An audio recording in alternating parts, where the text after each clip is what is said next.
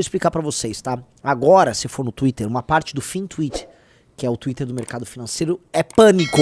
Pânico. Panic on the streets of London. Panic on the streets of Birmingham. Né? O índice Bovespa, como vocês podem ter visto, ele caiu pra caramba hoje de manhã. Né? Ele caiu no almoço, 14 horas ele voltou a subir, porque naturalmente caiu, a galera vai ter uma resposta, um rebote de subida aí. Mas tá meio flat nesse instante. E, cara...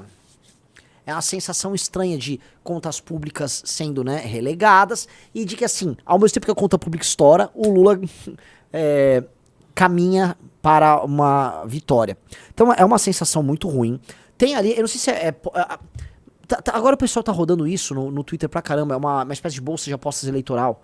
A gente chegou a mostrar aqui na live, Riso. Polymarket, né? Polymarket. As apostas no Lula vêm aumentando. Veja só como assim, abriu uma boca de jacaré do Lula pro Tarcísio, né? Nós precisamos aparecer logo aí nessa lista, amigos. Nós precisamos começar a aparecer nessa brincadeira. As apostas lulistas, elas estão aumentando. Então, você tá vendo, senhor, na Faria Lima, uma espécie de um pânico. Meu Deus do céu, deu tudo errado. Sim, galera, vocês foram enganados nesse papo de Tarcísio. Não quer ser enganado, uma dica, abra agora. Rafa Riso, abra agora o Valete Plus e você vai na sessão Renan Santos, porque eu tenho aqui... Vocês vão assistir depois dessa live, obviamente, tá? Vai sessão Renan Santos. Plau. Renan Santos, você vai, ó. No... Não esse. Não esse. Esse também, você vai ver. Alerta Faria Lima, o Tarcísio Trades está morrendo. Você vai ouvir esse. E depois você, amigo Faria Lima, desce aí, pode descer, desce aí. Desce aí. Quadrimônio de Freitas e Trade Ratinho. Esse aí. Então você vai ouvir esses dois episódios, tá? Ouça esses dois episódios e aí você se informa melhor do que a galera que tá botando mó... É isso aí, fique animado. Calma, slowdown tem que ir easy. Não tá fácil aí esse jogo, tá? Até o Nicolas percebeu. Ele deu uma entrevista pro UOL e falou, o Tarcísio é um grande candidato, confio nele, tá? Mas ele precisa ver, né? Porque ele tem uma eleição certa em São Paulo. Ou seja, o próprio Nicolas jogou ali um dos elementos desse quadrinômio de Freitas, que é o Tarcísio ter... assim, ele só trocaria o certo pelo certo. Ele não troca uma eleição certa em São Paulo por uma eleição incerta à presidência da República, tá? Então o mercado tá assim. Já o resto da direita tá falando caca. Estão comemorando, veja só que insanidade. A grande vitória, acho que tava uma Finha falando isso. Não, ninguém sabe o tamanho da vitória que foi fazer o Barroso sair. Primeiro, o Barroso não saiu por causa de Magnitsky nenhum. O Barroso já estava falando em sair muito antes dessa história. O zum do fim da carreira do Barroso, você já começa a levantar, é desde o período em que a esposa dele tinha se adoentado. Essa história já não é de hoje. Agora, mesmo que fosse verdade, você não comemoraria a possibilidade de sair o Barroso, que já foi divergente do PT várias vezes. Só pra lembrar, o Barroso votava a favor da Lava Jato, tá? Só pra lembrar vocês. Por um cara que será completamente leal ao Lula. Por enquanto, o favorito a levar a vaga do Barroso é o Bessias! O Bessias! E aí a galera do Bolsonaro tá comemorando isso, Riso. Estão pedindo pra comemorar. Comemorar. Me falar, eu espero que seja mentira. Que não sei se era o Malafaia ou alguém tá falando, não, mas o Bessias, ele é cristão. Porque já vai pintar essas conversas aí. Não, o Bessias é cristão, pelo menos, não sei o quê. E eu fico vendo, eu fico olhando, eu fico, pô, galera, este é o nosso campo político, sim, infelizmente, né? Não é o campo político, o eleitor, se for apontado para ele, o eleitor tiver chance de comparar e tomar uma decisão racional, claramente o eleitor não vai ser besta, ele saberá enfrentar o PT. Agora o problema são as lideranças. Eu volto a repetir aquilo que Leon Trotsky falou desde o início da Revolução Russa, quando ele percebeu o fracasso dela, 10, 15 anos depois, que o problema do fracasso da Revolução é um problema da liderança da Revolução.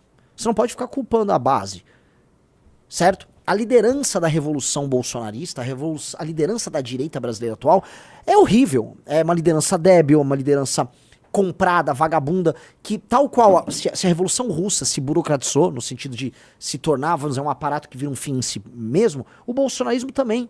São administradores de mandato e redes sociais. Não tem propósito nenhum. Se pedir pra eles falarem de qualquer outro assunto que não seja anistia e xingar o PT, denunciar o Lula, eles não sabem fazer nada. Né? Hoje, só pra comentar, Eu fico muito feliz que nós estamos, desculpa fazer esse parênteses, nós estamos pautando o debate nacional, né? As pessoas estão falando de favelização e desfavelização, fomos nós que trouxemos esse assunto. Eu acho muito engraçado, porque eu fui hoje Quem assistiu hoje de manhã o Regis Tadeu comigo lá? Foi um bate-papo sensacional. O Regis Tadeu é agressivo, mas eu gosto dele e tal. E a gente tá falando de desfavelização. Nós trouxemos esse assunto, assim como a gente trouxe a questão do direito penal do inimigo, a questão da destruição das facções. Tudo isso foi o Movimento Brasil Livre e o Partido Missão que trouxeram. Porque nós temos um horizonte diferente. Mas deixa eu fechar esse parênteses aqui. Já já a gente fala de participação lá no programa do Paulo Matias e o Rafael do Riso. O que eu quero colocar aqui é o seguinte. Essa direita não sabe mais nada, tá perdida na vida, tá perdida no mundo, tá ao léu. E aí não imagine que uma direita que tá perdida de tudo, que tá ao léu, vai entregar novos caminhos. Se ficarmos na mão, isso aqui eu faço um apelo, amigo, se você que tá me assistindo, você trabalha no mercado financeiro, você trabalha num banco, se você é um empresário, se você é um político, assim, você só vai digitar um aí. Se você entendeu que os únicos que sabem o caminho, não só para derrotar o PT, mas para resolver os problemas do Brasil, somos nós. É um ato de desespero, digita um aí. Você vai botar um e ninguém vai te julgar. Só coloca. Porque o que eu tô falando pra você, não dá pra ficar com o que tem. É uma galera muito ruim. E mesmo quem vocês acham bom é ruim. Vocês ainda vão aprender quem é Tarcísio Gomes de Freitas. Vejam o desastre que vem sendo ele nessa história do metanol e do PCC. Ele tá perdendo voto, ele só tá dando declaração ruim. O Tarcísio tá se atrapalhando todo e tá se embananando todo. Pelo amor de Deus, galera. Pelo amor de Deus. Pelo amor, assim, amor do Santo Pai. A gente precisa de outro caminho. Vocês não vão derrotar esses caras com isso. Tá bem claro, vocês não vão derrotar o PT com essa tropa, com essa turma. Vocês não vão derrotar o PT com um cara, que é o Tarcísio, que se for precisar ser colocado num caminhão de som e ficar falando que I love o Donald Trump, essas coisas, ele o fará da maneira mais sabuja possível, tá? Porque ele precisa, porque, sei lá, o Eduardo Bolsonaro vai ligar pra ele e vai dar uma bronca. Não vai dar, cara. Não vai dar. Tamo avisando, quem avisa, amigo, é. Tá? Isso aqui é a crônica de um desastre anunciado. O Lula tá pintando como favorito de novo na eleição. Ninguém acreditava que isso fosse acontecer.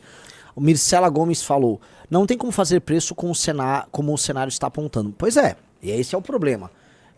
Muitos fundos, muitos corretores, né, muitos operadores na Bolsa de Valores fizeram preço com cenários otimistas. Hoje tá começando a pintar a ressaca. Eu tô dando a dica. Vocês acreditaram numa coordenação política construída pelo Ciro Nogueira, porque muitos de vocês achavam que o Ciro Nogueira é um grande especialista. O Ciro Nogueira é um baladeiro. Ele gosta de balada. Eu confiei mais na opinião de vocês se estivesse citando o Kassab, que vive de operar politicamente. Ele vive de operar politicamente. Quando vier, não, mas o Ruedo, Ciro Nogueira... Outra coisa, só pra lembrar, não vai dar também pra vocês ficarem imaginando que com uma estratégia tocada ao redor dos pruridos, vamos dizer, narcisísticos aí da família Bolsonaro, você vai construir... Não vai dar, todo mundo tem que ficar de joelho. É uma política do pânico. O tempo todo, né? O Ratinho, o Caiado, o Zema e o Tarcísio tem que ficar competindo mutuamente pra ver quem é mais aprovado pela família, quem a família gosta mais. Aí o Zema acorda, vem o Kim Paim dar um tapa no Zema. Aí o Zema chora, mas não pode chorar porque tem que falar que gosta muito do Bolsonaro. Aí o dia seguinte o Caiado tem que falar, olha, estão tentando construir a candidatura do Tarcísio e não estão conversando com a gente, mas a família Bolsonaro que decide. Ô, Caiado, vira homem, que o senhor tem, sei lá, 200 anos de idade e precisa ficar pedindo aprovação pra família Bolsonaro? É isso ser líder? Todo mundo quer ficar fazendo beijamão? E é isso, muita gente chama de grande estratégia. Isso não é uma grande estratégia, isso não é um grande plano. A gente botou num evento do Bank of America, nem lembro se é Bank of America, todos os governadores juntos, eles fizeram um grande discurso, todo mundo aplaudiu. Gente, isso não quer dizer nada. Aí surge o Eduardo Bolsonaro, completamente insano, direto dos Estados Unidos da América. Mete 2 ligações, grava um vídeo, a brincadeira caiu. Esse aqui é um apelo que eu faço a todos. Todos vocês têm algum grau, alguma capacidade de tomada de decisão neste país. Eu tô tentando falar agora pras pessoas influência como se fosse um pronunciamento. Botem a mão na cabeça, comecem a pensar, se não num plano, assim, plano de emergência pra agora, comecem a procurar novos caminhos. E nós temos a oferecer um novo caminho. Nós somos resilientes, nós somos mais inteligentes, nós somos mais capazes e nós não estamos amarrados com o erro dos outros. Apostem em coisas novas. Sejam ousados nesse sentido. Nós podemos fazer muita diferença.